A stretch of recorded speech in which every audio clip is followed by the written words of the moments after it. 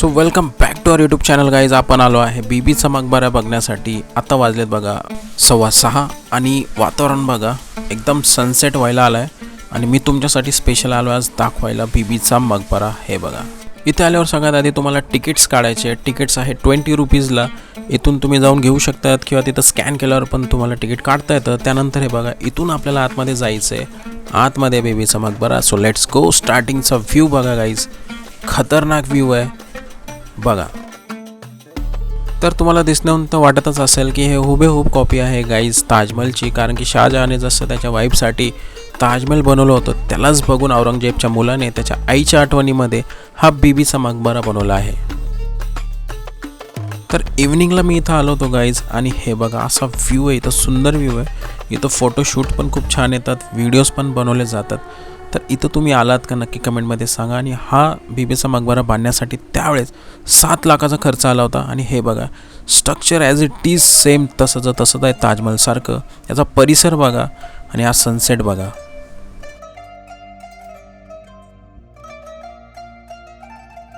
तर इतकं सुंदर हे बीबीचा मकबरा आहे. आणि आपण एंट्री केली होती त्या साईडने आणि आपल्याला जायचं आतमध्ये जाण्यासाठी हा रस्ता आहे इथून. आता इथून आपण जाऊया वरती गाईज.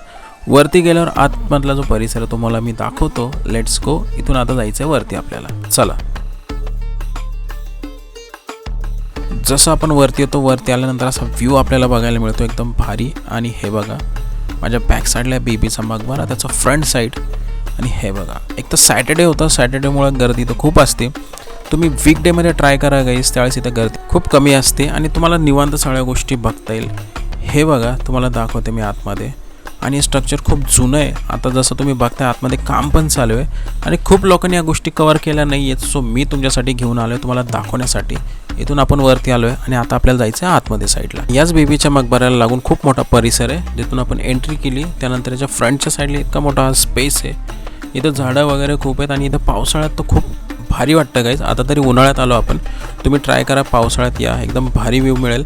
त्यानंतर सनसेट बघा, एकदम सुंदर एकदम भारी असा सनसेट तुम्हाला बघायला मिळेल. आणि त्यानंतर इथून आपल्याला जायचं आहे आतमध्ये. त्याआधी मी तुम्हाला दाखवते. हे बघा हे स्ट्रक्चर बघा, खूप जुनं स्ट्रक्चर आहे हे बघा. आणि असं म्हणतात की हा बीबीचा मकबरा बांधण्यासाठी त्या काळात 7 लाख रुपयांचा खर्च लागला होता. जे की कम्पेअर केलं आपण ताजमहलला तर त्यावेळेस ताजमहलला 3 करोड रुपये लागले होते. सो हा एक कॉपी आहे. आणि चला आपण आतमध्ये जाऊया आणि दाखवतो मी तुम्हाला आतमध्ये. आतमध्ये आल्यानंतर इथे बघा खाली तुम्हाला बघायला मिळेल तिथे लोक पैसे टाकतात. असं म्हणतात की इथं पैसे टाकल्यानंतर जी विश तुम्ही मागताय ती पूर्ण होते. आणि हे स्ट्रक्चर बघा आतमधलं कसं आहे, जसं मी तुम्हाला बाहेरून दाखवलं हे आतमधून बघा तुम्ही किती भारी वाटतंय एकदम. आणि इथं गरमी होत नाही आहे, बाहेर ऊन आहे पण तरी इथलचं वातावरण थंड आहे. हे बघा तर पैसे बघा खाली किती मोठे पैसे लोकांनी इथं टाकलेले आहेत चादरीवर. आणि हे मी तुम्हाला परिसर दाखवतोय फिरून. आतमधला व्ह्यू तसं मला घेता येत नव्हतं तरी मी ट्राय केलं तुमच्यासाठी की एकदम प्रॉपर व्ह्यू मी तुमच्यासाठी घेऊ. तर हे बघा गाईज. सो आतमधलं मी तुम्हाला दाखवलं. आता आपण जाऊ बाहेरचं मी तुम्हाला व्ह्यू दाखवतो. फ्रंट साईड आपण बघितली, आता आपण जाऊया बॅक साईडला. हे बघा बॅक साईड पण एकदम सुंदर आहे. कारण मी टायमिंगच असा निवडला आहे सनसेटचा, कारण की मला तुम्हाला ते दाखवायचं होतं की सनसेटला इथं व्ह्यू कसा दिसतो. कारण की आम्ही कॉलेजच्या वेळेस इथं खूप वेळेस आलेलो आहे पण मी कधीच हा व्हिडिओ बनवला नाही. पण जसं मी पुण्यात आलो मला ठरवतो की आपण बीबीचा मकबऱ्याचा व्हिडिओ बनवू आणि यूट्यूबवर टाकू की ते लोकांना कळेल की ऐतिहासिक गोष्टी आपल्याला माहीत झाल्या पाहिजे. सो हे बघा हा याचा बॅक साईड आहे आणि लोक पण तुम्हाला बघायला मिळतील जसं फोटोशूट वगैरे चालू आहे. हे बघा. सो इथं लवकरच अंधार पडेल त्याआधी मी सगळ्या गोष्टी कवर करतो आहे. आणि इकडे काम पण चालू आहे गाईज. हे बघा सगळीकडून हे काम चालू आहे कारण की आता हे जुनं असल्या कारणामुळे ना थोडं त्याला डॅमेज होतं आहे. तर हे सगळं प्रोटेक्ट करण्यासाठी हे सगळं आता चालू आहे.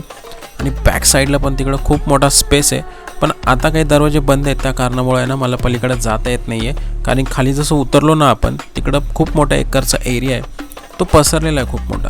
तर त्या कारणामुळे मला दाखवता नाही आला.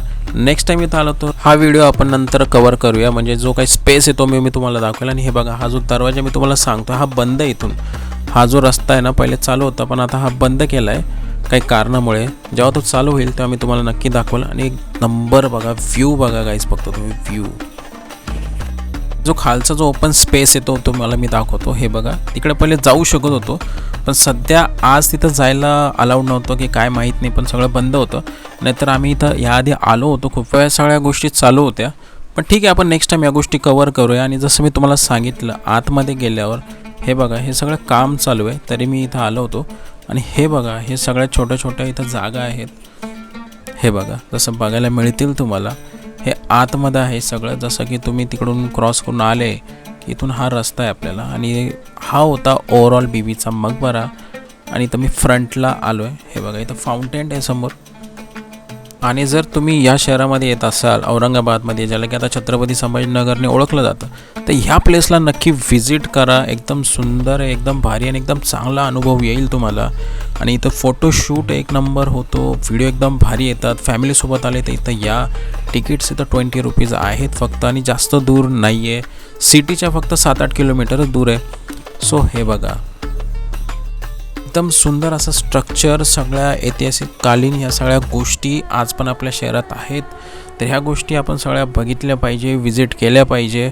म्हणून मी हा व्हिडिओ तुमच्यासाठी बनवला. की खूप लोकांचे पण मला आले होते मेसेज की तू इथलचा व्हिडिओ बनव, कारण मी दुसरीकडचे व्हिडिओ बनवले. म्हटलं यार आपण आपल्या शहरातला पण व्हिडिओ बनवला पाहिजे. आणि हा होता बीबीचा मकबरा, जो मी तुमच्यासाठी घेऊन आलो.